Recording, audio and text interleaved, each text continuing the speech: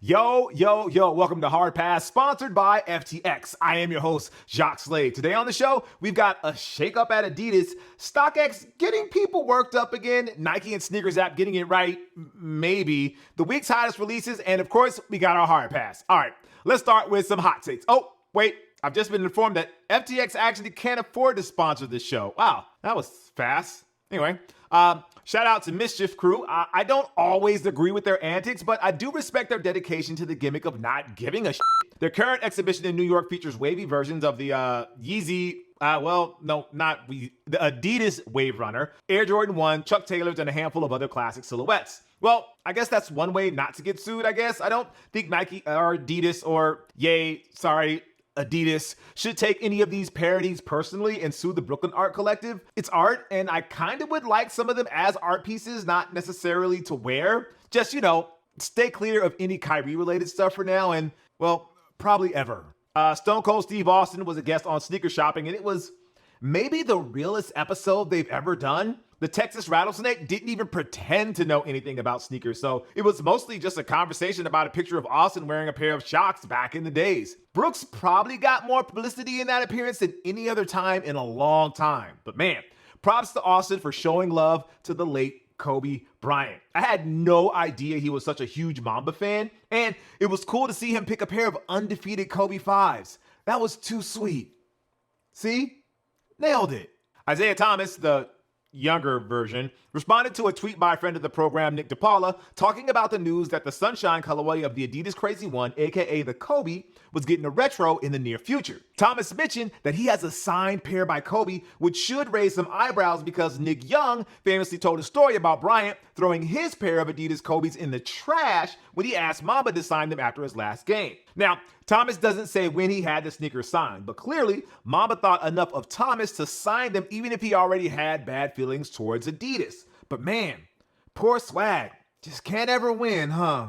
According to a Nice Kicks post, StockX has taken out the verified authentic, 100% authentic, and other similar language on their listings and terms and condition pages. They speculate that this is a way to counter their ongoing legal battle with Nike, who claims to have bought 4 fake pair of Air Jordan 1s from the platform despite their claims of authenticity. StockX has since released a statement regarding the change, but good luck with that. But man, thank goodness it's just for real shoes. My StockX NFTs that are secretly discount coupons for all the real things are still safe. We don't want anybody thinking my JPEGs are fake, Now, before we move on to the next segment, I just want to tell you how hard it was to do this episode. See, Co-Writer wanted to dedicate the entire show to Puma releasing a collection of Pokemon sneakers. Now, I normally wouldn't have a problem with that because, hey, Pokemon is cool. And Puma did nail the collab, especially the Jinjar TRC Blaze Court. But he wanted to do 15 minutes on the lack of Psyduck representation. I mean, Psyduck. Who wants 15 minutes talking about that dorky Pokemon? Look, don't reply in the comments supporting Psyduck. You'll just encourage him. Please, leave it alone.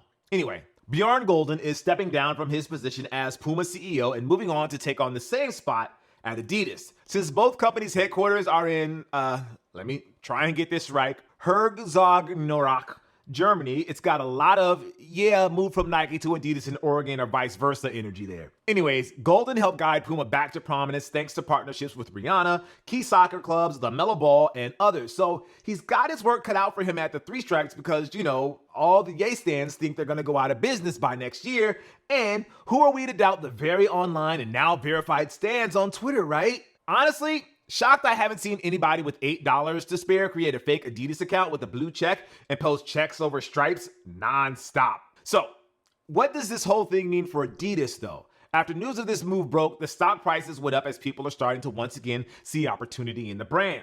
It's still nowhere near its high from earlier this year, but look, what do I know about stocks? What I do know is that Golden joined Puma at the right time. Like I mentioned earlier, the Rihanna endorsement in the mid-2010s was super critical for the brand. The creepers and the apparel might not appeal to your typical male hype beast, but she was influential in getting casuals interested in the brand again. And casuals have a lot of money for Rihanna, man. She hasn't had to drop an album in years because she's been collecting checks from her Fenty brand. Shout outs to her song in the Wakanda Forever soundtrack, by the way. Signing LaMelo Ball was one of the most hyped prospects of the past decade, was also a huge coup for the brand. Getting the MB01 along with Breonna Stewart's Stewie 1 on multiple players in the league was huge for their exposure. They're not Nike big by any stretch, but the brand hasn't been this relevant since that one year Vince Carter was the Puma guy. As for the Yeezys, well, we'll talk about that in the Heat Check coming up. And speaking of, welcome to the Heat Check, where we bring you everything that's dropping this week. And first up, we have the kids' Peppa Pig Reebok collection on the 15th. Hey, it's not Bluey, but Peppa Pig ain't nothing to fuck with, man. Next up, we have the Nike SB Be True November 15th. We have the Nike Dunk Low Green Fleece on the 16th for $120. The Reebok Answer 1 in black and gold on the 18th for $170. The Nike Air Max Scorpion Sesame on the 18th for $250. And then co-writer's pick of the week is the Nike Terminator High Georgetown on the 17th for $125. This one is a nostalgia pick for co-writer because he had a white and red pair of the Terminators in his younger days. The big Nike and bold font in the back is definitely not for the sneakerhead looking for a little subtlety in their sneakers, but man, we'll take anything that can shake us from our dunk obsession at this point.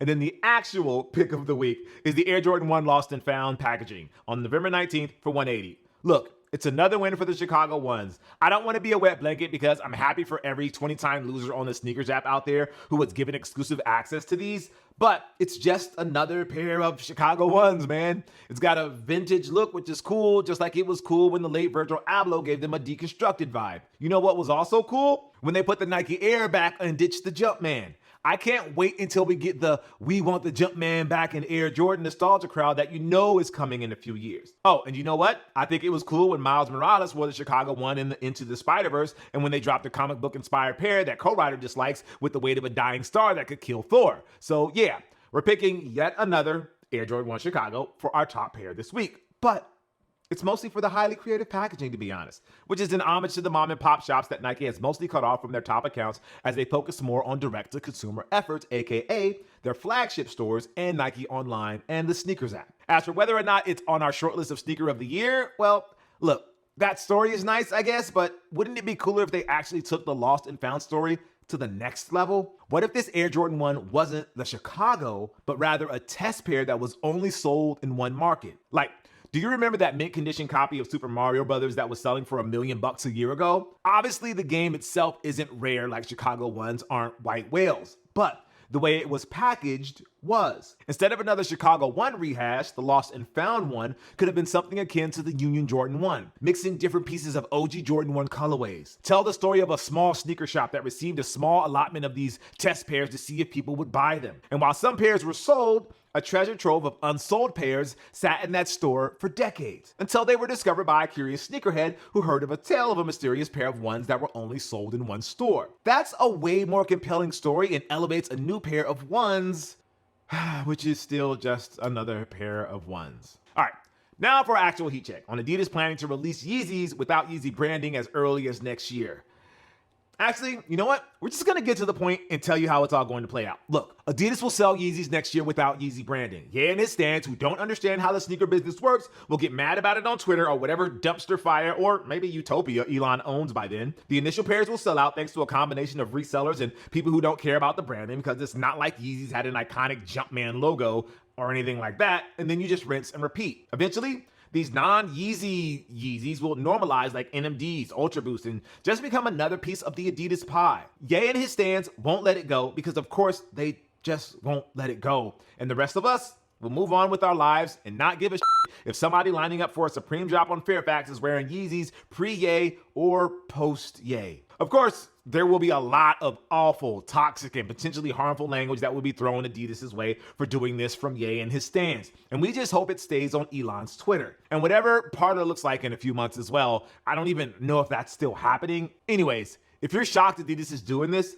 don't be. Ask Deion Sanders, Chris Webber, Kevin Garnett, and others who had Nike signature shoes re-released without their branding. Adidas does it with Kobe's old line, and even Jordan Brand bought back the Super Freaks when Randy Moss was in between deals. It's capitalism, y'all. What did you think this was all about? Morality?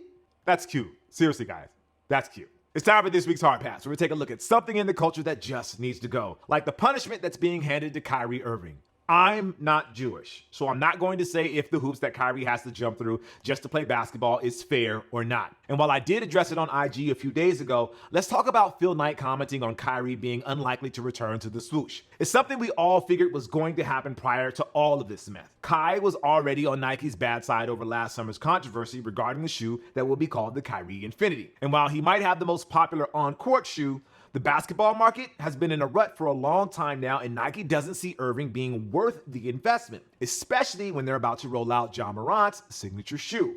But to hear the biggest of bosses speak on it has me feeling a little bit off about this whole thing. Again, that's not my call. Kai made his bed, and now he has to deal with the consequences. I have seen people in the comments elsewhere say that if this had happened years earlier, that the punishment would be less severe. And I would agree with that, I guess. But his lack of contrition when first asked and asked again is what ultimately led him down this path. He apologizes right away or does a better job explaining his position. I don't think we're talking about this now. What I will say though, these hoops that Kyrie is jumping through is now the precedent.